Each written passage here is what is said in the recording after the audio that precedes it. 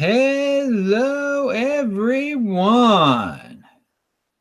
This is Adam Meister, the Bitcoin Meister, the Disrupt Meister.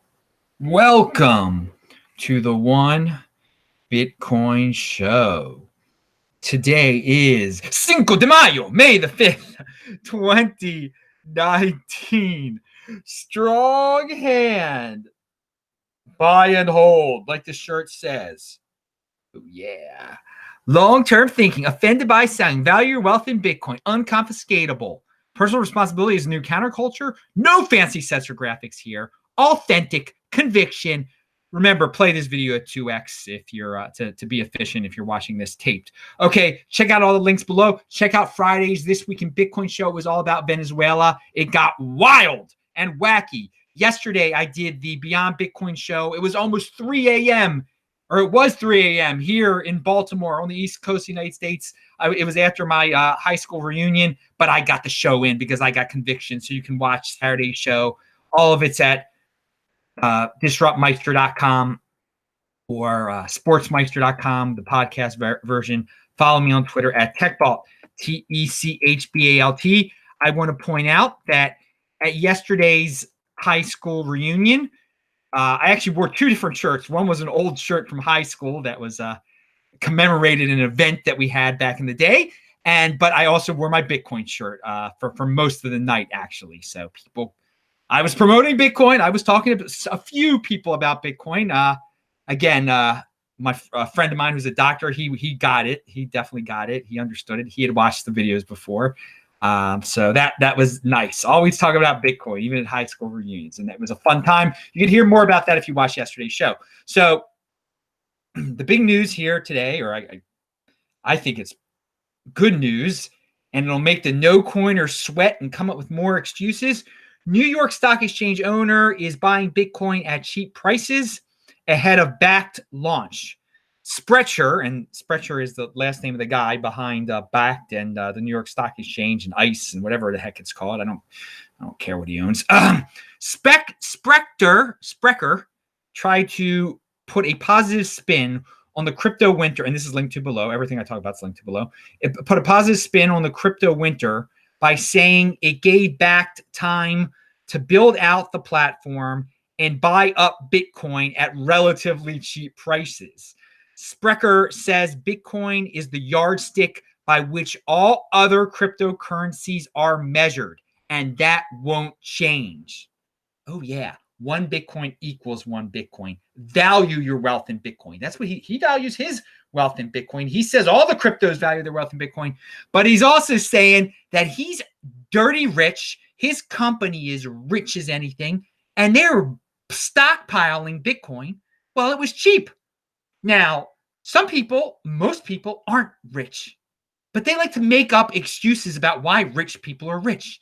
And, it's unfair that this Bakkt is coming around and they're going to provide liquidity for institutions, and they're going to get institutions into it and store Bitcoin for them, be custodial services. They're going to manipulate everything. Well, dude, you could have bought it for cheap too. You could have been doing what this guy was doing, but you make up excuses and conspiracies about guys like this. It's absolutely hilarious. And long-term holders like me, we're going to be laughing at you and praising Mr. Bakkt for making us richer. So keep on getting that Bitcoin, buy and hold. Don't risk it on exchanges by trading it and playing games with it and trying to get alts with it. This guy wasn't trying to do that. He doesn't care about alts. Again, Bakkt will probably play with some alts eventually, but he knows it's the yardstick for which all other coins are measured, okay? And he's been getting it for cheap, and he's laughing.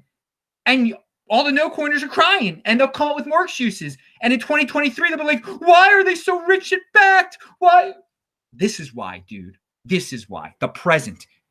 Okay, so yeah, a lot of you are, it's cheap. It's falling apart. I better sell it to this guy. Pound that like button. All right. So Colonel Swan Jr. said, Bitcoin, stateless currency. Pound that like button, Colonel Swan Jr. Thank you for the $10 of the super chat. Thank you for your wise comment. Because, yeah, Bitcoin is stateless currency. That is something that I told my friend yesterday when he asked me what Bitcoin was. It's as if you were there yesterday. You weren't there yesterday, though, were you? Anyway, so No, you weren't, unless you are from Baltimore. So continuing. A guy, Jeremy, on Twitter says, I like how you would be at one whole Bitcoin if you save $20 a week for the past 2.5 years since October the 31st, 2016. That's not a long time, folks. And what he's talking about, there is a calculator at stackingsats.com. Stackingsats.com. It is linked to below. You can type in, you can pick a week, any week in the past, 10 years, and say, well, if I bought up this amount of Bitcoin in dollars for every week since this date, this is how much Bitcoin I would have now.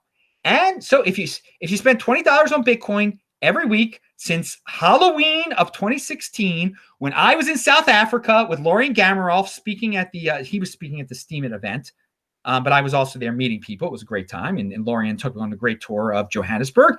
If you've been buying since that date, just $20 a week, dudes. Instead of buying Starbucks and ridiculous things every week, you would have one Bitcoin. That is the name of the show, the One Bitcoin Show. It's that easy. It's that easy. And again, I hope I hope the people in South Africa back then that I met on that very day in October 31st, hope they were spending more than $20 a week on Bitcoin. I hope that day they bought a bunch of Bitcoin, because I remember Bitcoin, I think, hit 700 that day, or something was going on. Lorian and I were happy about Bitcoin hitting 700 or something.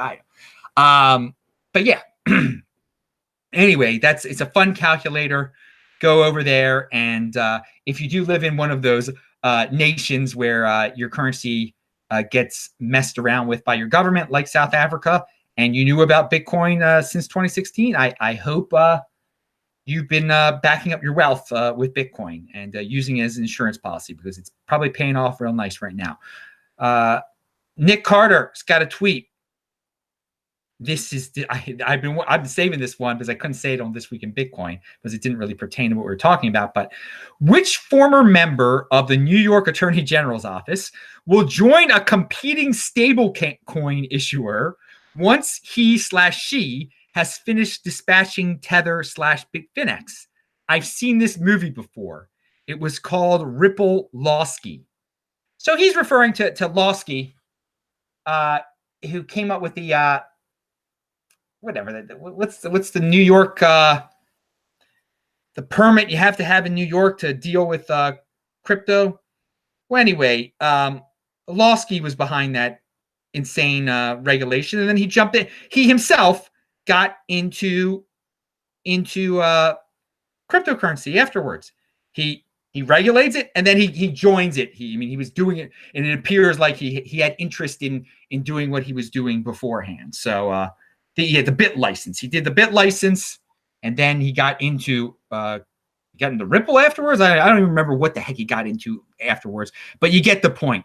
So someone in the New York Attorney General office is trying to bring down Tether and Bitfinex. Yeah, they'll probably work for competing. Maybe they work for Coinbase or Gemini and Gemini's coin. Maybe that's what someone from that office will join one of them. That would not be a shock at all. And that's just the corruption of government right there. You just got to figure that.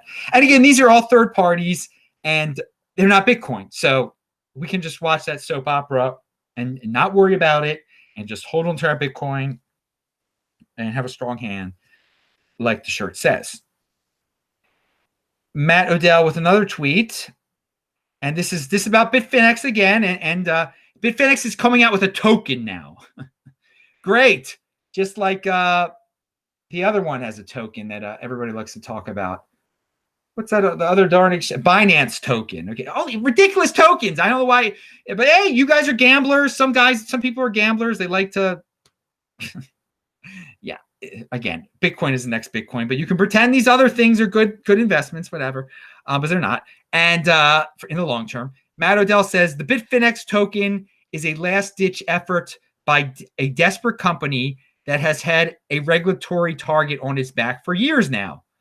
And again, the regulator that's messing with Bitfinex now is the New York Attorney General's office, which is headed by a woman who is totally corrupt. And I mean, we talked about she's the one who likes to go after politicians she doesn't like, and that's not how the system is. You don't go after politicians you don't like. You don't go after companies you don't like on a personal level. You don't put people in the jail because you personally don't like them, or you're doing favors for friends. But this is who the people in New York have elected their attorney general. Hey, that's democracy for you. Oh, it's so great, democracy. Yeah, it's people with a clear head. This is very clear to them. It's mob rule. It's mob rule is what it becomes, and then you get a mobster that's in charge of the organizations like this. And she's definitely a mobster.